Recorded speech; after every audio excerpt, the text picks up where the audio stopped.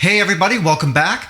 Today we're going to be showing you how to use your Ninja Foodi Smart XL grill to make some really great basic lasagna. No Ninja grill? No problem. We can do this in your regular oven too. All we got to do is make a couple of small changes. So you ready? Let's get into this.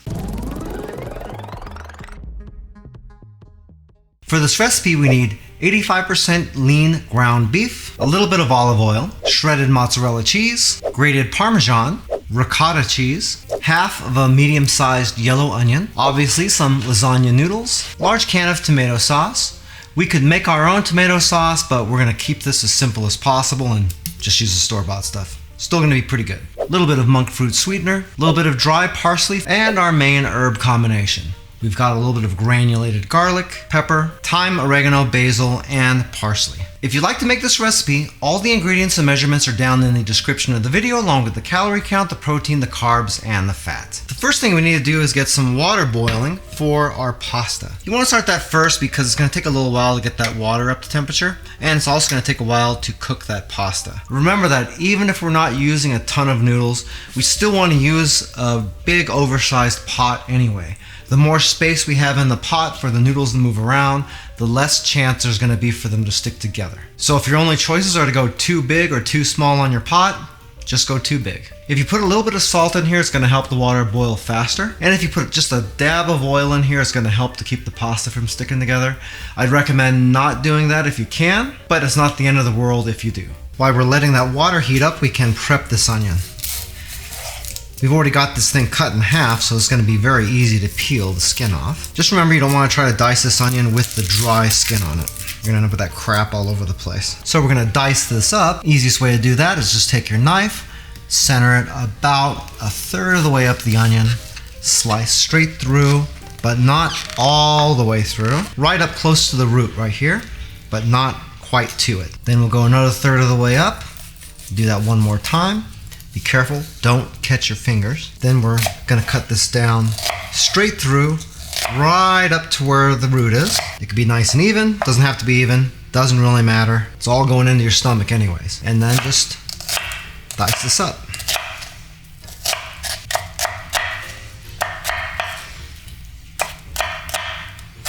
That way, nothing gets wasted.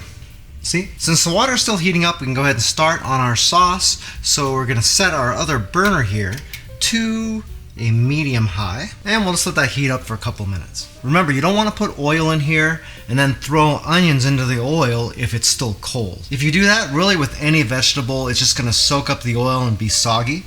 If you wait till it gets nice and hot, then it'll keep it nice and crunchy. We're going to go ahead and pour in our oil.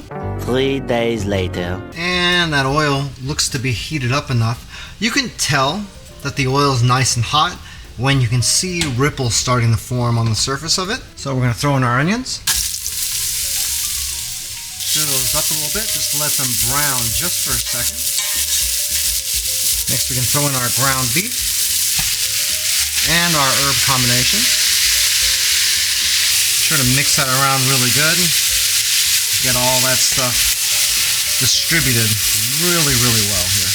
You want to work this meat and just make sure you get all the pieces nice and separated. You don't want really large pieces of meat stuck together. You don't have to worry about that too much though. We got plenty of time to deal with that whenever we put the sauce in.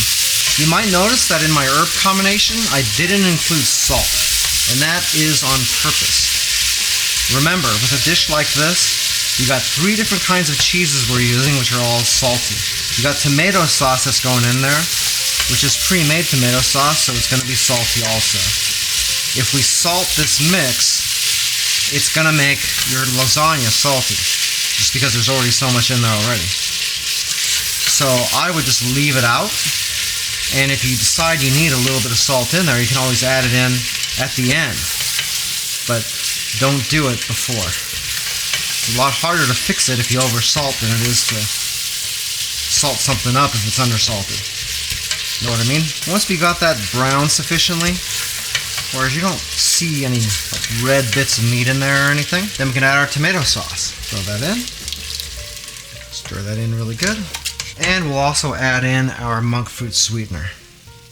Throw that right in there. I love the monk fruit sweetener, because I just can't do the sugar, and I've got a really bad history with sugar also. But that monk fruit stuff is a great substitute for me because it really tastes exactly the same as sugar without all of those calories. Okay, now we can just take this, lower the heat down to about a medium low, and all we gotta do is stir this once in a while and let it reduce. Looks like our water is ready, and now we can start adding in the pasta. You don't want to just throw these in here all at once because that is the surest way to get these to stick. So you're going to want to put them in one at a time and sort of keep them at different angles like that. And you're going to want to keep them moving around too with a pair of tongs. The more you keep these from sitting in here at the same angle as each other, the better the chance you have of none of these sticking together. And once you've been in there a little bit, they're not really going to stick anymore from that point on anyways. Even while you're putting these in, be sure to stop once in a while. Just kind of move stuff around. I'm kind of weird about that because I really don't want my pasta to stick and I don't trust it. Seems like nothing sticks until you turn your eyes away from it just for that 1 second. That's when all hell breaks loose. Okay, you don't want to cook these all the way through like you normally would with pasta, because remember, these are going to go back into the oven. And if you cook them all the way through, they're going to be mushy. So you want to get them to the point where they're nice and floppy like this, but they're not al dente yet either. Once they get like that, we can get them off the heat. Okay, we can get those poured out into a colander and let these set aside just for a second. Okay, once your sauce has gotten nice and thick like this, then that's going to be ready for our lasagna. So we can go ahead and set this aside and get it off the heat. Once you got that off, we'll be ready to construct our lasagna.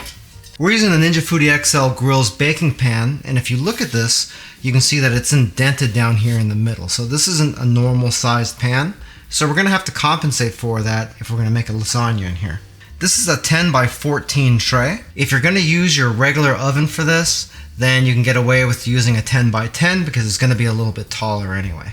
So what I like to do is I like to line the bottom of the pan with just a small layer of sauce, just to get this started. Don't really gotta do it that way, but I just kind of prefer to. Doesn't have to be very thick, just enough to coat the bottom of the pan. Okay, then we can go ahead and start our first row of pasta. You may or may not end up with the same number of layers I do, that's fine. It just sort of depends on how big your pan is. Put about a third of the mozzarella in here. You don't want to be too shy with this, but you don't want to just inundate the thing with cheese either. You'll notice I didn't preheat this. You can, and you probably should, but I kind of forgot, so I'm just sort of ignoring that. Take your ricotta.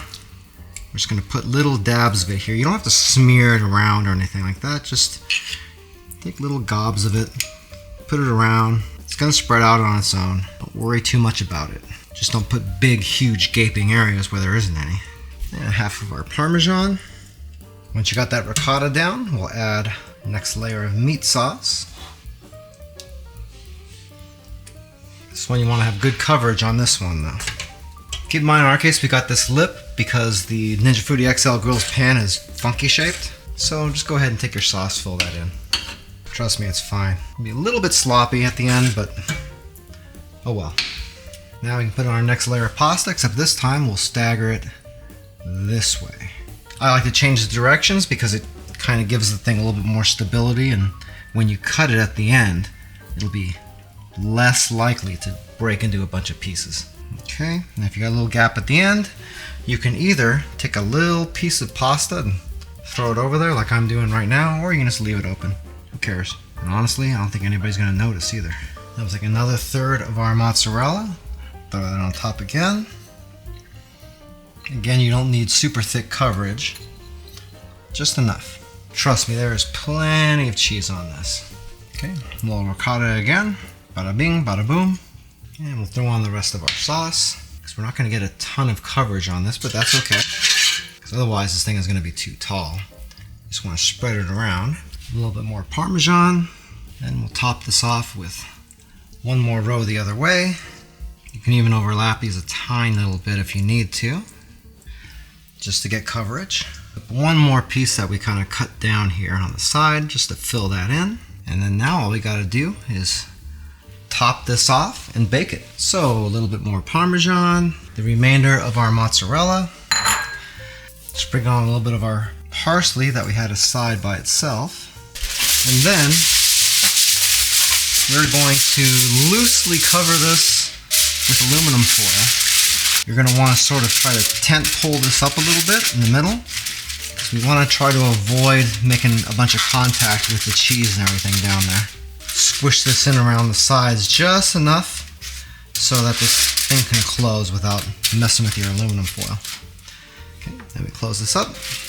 So we're going to set this on bake, set it to 375 degrees, and we're going to give it 30 minutes. And once that time's up, we can open this back up. Carefully peel off the lid here. And if you want to brown the top a little bit more, we can run a little bit more time here uncovered, or you can take it out like this. We're going to leave this in uncovered and just give it maybe 2 or 3 more minutes. Want to keep an eye on that though. You don't want to end up overcooking the top. Okay, it's been 2 minutes. Let's check this out. And that's looking just about the way we want it. So now we want to take this out and set it aside to cool down before we serve it. If you used your regular oven and you're using a regular baking tray, then you could probably get away with just using a regular knife if it's made out of glass. If you're using something that's got a non-stick coating on it, you're going to have to use either a Teflon knife or maybe even a plastic knife like this, unless of course you don't care about your pan at all, in which case do whatever you want. For me, I'm going to be using this plastic knife that I just had to run down to the convenience store to get, since I can't seem to find any of my Teflon knives. In a regular pan, you'd be able just to cut these into square pieces and you'd be set. But if you remember from the beginning of the video, the pan that comes with the grill is indented all around right in these areas here. So your edge pieces are going to have a little bit of an overlay piece. Not a big deal, but be sure to take that into account whenever you're cutting your lasagna. Hey, by the way, if this is your first time here and you want to learn some cool new recipes, get some great cooking tips and tricks and all sorts of other kitchen related things, then start now by subscribing to the channel and clicking the notification bell so you never miss a thing.